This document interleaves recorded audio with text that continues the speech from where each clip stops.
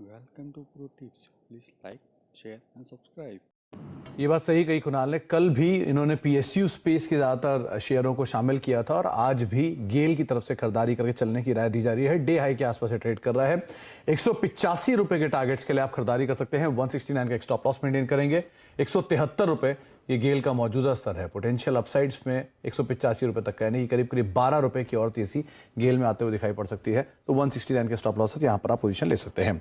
अच्छा, मिराज का पोर्टफोलियो लेकर आइए। मिराज की तरफ से भी एसबीआई लाइफ था कल खरीदारी के लिए, और बीईएल और एचईएल दोनों डिफेंसिव स्पेस के नाम, जहां पर डिफेंस स्पेस के नाम जहां पर उन्होंने अपनी पोजीशंस को होल्ड किया है। एसबीआई लाइफ में हालांकि कल की तेजी में वो एग्जिट कर गए हैं, तो उस हिसाब से मिराज के पास एक कॉल बचती है जो कि वो आज के लिए शामिल कर सकते हैं। तो मिराज, आपकी पहली कॉल कौन सी होगी आज? पहली कॉल मेरी सोना कॉम्स की होगी। जैसे ओवरऑल देखोगे तो स्टॉक अच्छा खासा कंसोलिडेट और करेक्ट हो चुका है। कल 600 पे अच्छा खासा सपोर्ट लेके चला था। आज अभी स्टॉक कल के हाई को भी क्रॉस करके, प्रीवियस 2-3 दिन के हाई क्रॉस करके नए हाईज बना रहा है। अच्छा खासा वॉल्यूम दिख रहा है स्टॉक में, और ये स्टॉक हमेशा एक कंसोलिडेशन के बाद जब ब्रेकआउट देता है तो काफी अच्छा लंबा मूव देता है। तो 645-46 के आसपास अभी करंटली काम कर रहा है। 620 का स्टॉप लॉस लगाइए और 720 का टारगेट रहेगा। इसका टारगेट और 620 का एक स्टॉप लॉस आप खरीदारी कर सकते हैं सोना कॉमस्टार में।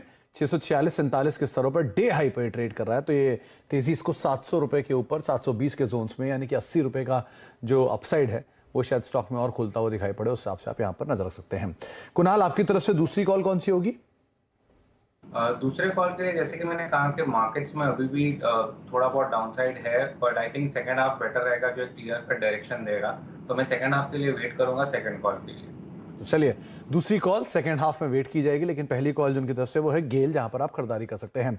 मिराज, आपकी तरफ से बाजार को लेकर जो आपका रुख था वो अधूरा रह गया था। मार्केट्स पे आपका व्यू क्या है?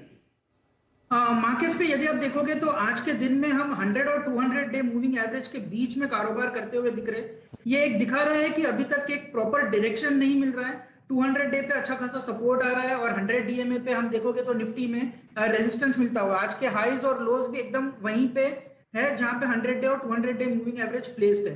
तो अगर बाजार में एक रिकवरी होके अच्छी खासी तेजी होनी होगी तो 17,300 का लेवल हमें कन्विंसिंगली क्रॉस करना होगा। वो क्रॉस करेंगे तो जो कल का गैप था वो गैप भी भर के हम एक तेजी कर पाएंगे।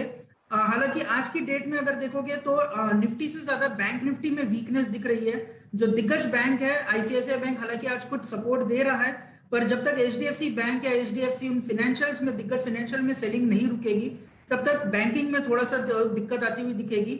और निफ्टी को जो ड्रैग कर रहा है बैंकिंग के साथ है वो आईटी।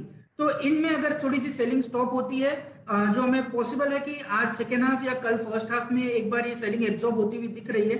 आज भी निचले स्तरों में से इनमें बाइंग आती हुई दिख रही है, तो वो होता है और 17,300 के पार जाता है तभी एक नई तेजी हो सकती है। वरना हम इसी रेंज में रहेंगे 300 पॉइंट में, जहां नीचे 17,000 पे एक साइकोलॉजिकल सपोर्ट मिलता रहेगा, ऊपर 17,300 में हमें रेजिस्टेंस आता रहेगा।